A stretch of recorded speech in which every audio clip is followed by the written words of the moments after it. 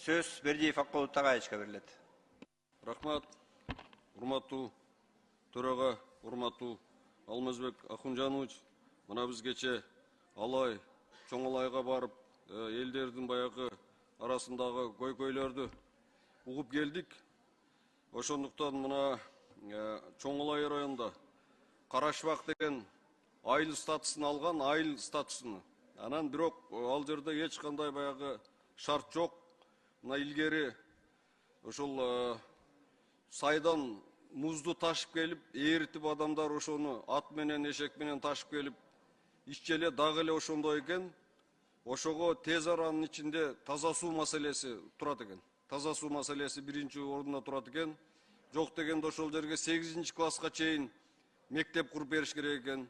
Ошо садик куруп бериш керек экен. Ошону адамдар өтө көйгөй менен айтып өтүштү, суранып, ошону сиз өзүңүзгө жазып алсаңыз, ошо тиешелүү маселени койсоңуз. Экинчиден, анан сиз өзүңүз жакшы билесиз, Алмазбек Ахунжанович, мына Талдык деген перевал бар Алай районунда. Бүгүнкү күндө өтө мындай акыбалы оор акыбалга түшүптүр. Ал жерден Кытайдан чыккан оор жүк ташуучу жүздөгөн машиналар өтөт, жол бузулуп, уже дагы бир жыл турса ал жерде жүргөнгө болбой калат. Ошон үчүн мына жылы ошол жолду жазы менен ремонттош керек. Ошол жолду баягы бузулуп кетпеш үчүн жасаш керек. Баягы өтө мындай оор акыбалга келиптир. Ал жерден бул мамлекеттин баягы бюджеттин салымына дагы, элге дагы, коммерсанттардын дагы иши ошол Кытай аркылуу жүрөт. Азыр өзүңүз билесиз, бюджетке өтө чоң акча түшөт. Ошондуктан ошол жол өтө зарыл, баягы кан жол. Ошону тез аранын ичинде быйыл жасаш керек. Эмки жылга калса жол бузулат, жол жок болуп калат. Ошондой акыбалга келиптир. Ошону өзүңүзгө жазып алсаңыз. Анан мынабы Көкбөрү боюнча, Алмазбек Ахунжанович, Көкбөрү уланыш керек, бирок мына тартип менен.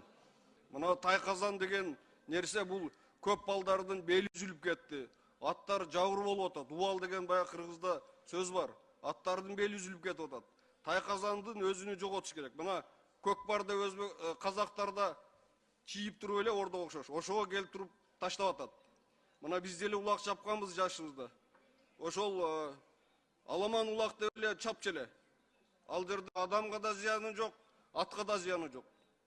Ата бабабыздан бери ошондой чабылып келген. Көкбөр, мына Тайказан деген кече жакында эле пайда болду. Бул бүт балдарды, айылдарда да ушундай оор болуп атат. Балдардын белиге, аттарга ушундай зыян болуп атат.